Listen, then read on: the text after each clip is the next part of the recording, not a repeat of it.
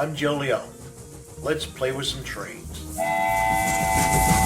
And this is an instructional video on 1860 Locomotives of the Isle of Wight, designed by Mike Hutton. It is an expansion to 1860 railways on the Isle of Wight.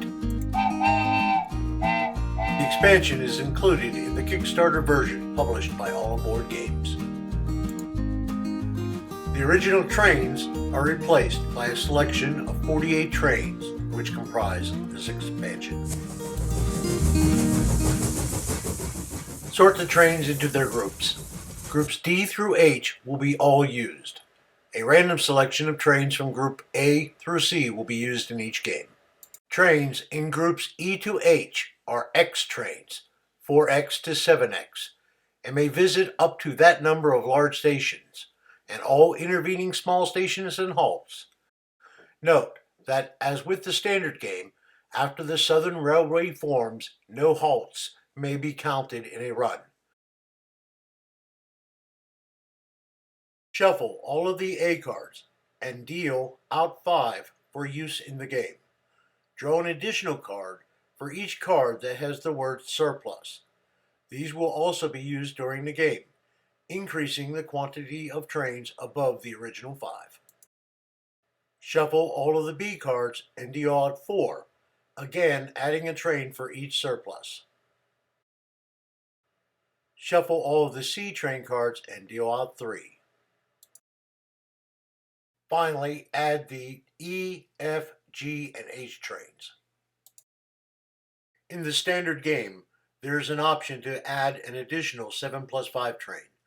The expansion allows for this by providing an additional F train.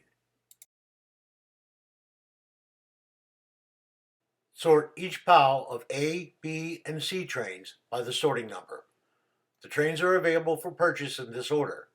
It may be helpful to lay all these trains out on the table for players to see, so they can plan their train purchases more easily. Alternatively, players may opt for the trains to be available in a random order, or for players to choose which of the remaining trains in the currently available band they wish to purchase. Players should agree on this before the game starts. The Pioneer, Precursor, and Mill Hill are 2 trains. They cost £200 and can visit 2 stations, but do not receive any compensation for villages between stations. The Shanklin, Ryde, Sandown, and Ventnor are standard 2+1 trains costing £250. The B and Brading both rust when the B trains come out, but only after they have run twice. These trains cost £100 each. The Roxall is a bit more expensive at £270, but can claim an additional village between stations. The Newport is a 3+0 train that rusts when the first D train is purchased, costing £220. However, it may be upgraded to a 3+2 during this time for an additional £130, which will keep it running until the first E train is purchased. The Comet is a 3+0 costing £300. It will only run twice. When it rusts, the owner gains a rebate of £150. The Whippington is £250, rusting when the first D train is bought, after it has run at least twice. The Dorothy is a 3+1 surplus train that will rust with the purchase of the first D train. It costs £150. The Cowes, Osborne, and Brading are standard 3+2 trains. The Bembridge is a 2+4 costing £300 that will last until the first F train is purchased. The Bond Church fell into the sea upon delivery. To reflect this bit of history, it runs for £0 on the first run. However, it does not rust until the first F train is purchased. These are the standard 4+2 trains, costing £350 and rusting when the F trains come into play. The Rail Motor and Dewey Patrol Rail do not fare as well, rusting when the E trains are bought. However, the Medina is a 3+5 workhorse, surviving until the G trains are purchased.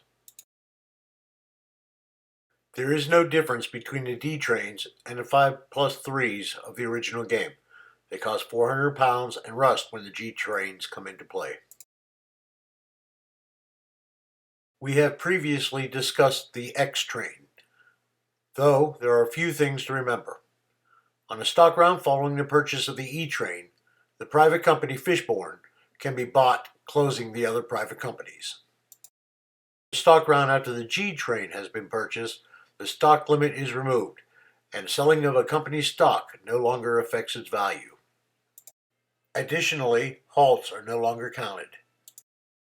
The purchase of an H train will cause the formation of the Southern Railway. This will be the last operating round for the laying of track, placement of stations.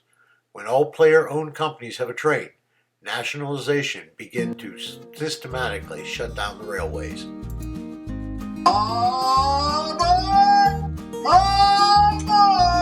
I hear the conductor. That means it's time to go. If you enjoyed the video, leave me a like and a comment. Until next time, have fun training.